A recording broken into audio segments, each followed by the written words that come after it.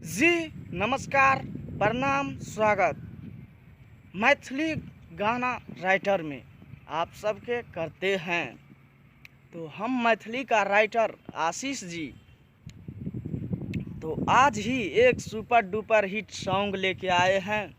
अगर आप लोग को पसंद आए तो लाइक जरूर कीजिएगा। गजब के लागल दशहरा के मेला, भीड़ बड़ी होय छै गे, होय रे लमरेला, होय रे लमरेला। गजब के लागल दशहरा के मेला, भीड़ बड़ी होय छै गे, होय रे लमरेला। सब छौड़ा देखै छौ तोहरे सामान, सब छौड़ा देखै छौ तोहर सामान। आ खोल ले गे छौड़ी जिलेबी के दुकान, रसगुल्ला के दुकान। अलाई खातिर अइतौ गे छौड़ा सुबह शाम।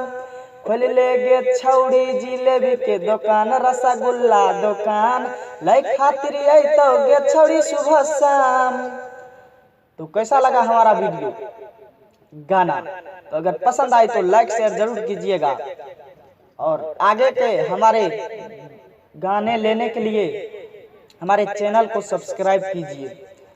और जो कि है जिसको ये गाना चाहिए, हमारा कॉन्टेक्ट नंबर दिया गया है, हमसे संपर्क कर सकते हैं और हमसे गाना लिखवा सकते हैं और ले भी सकते हैं।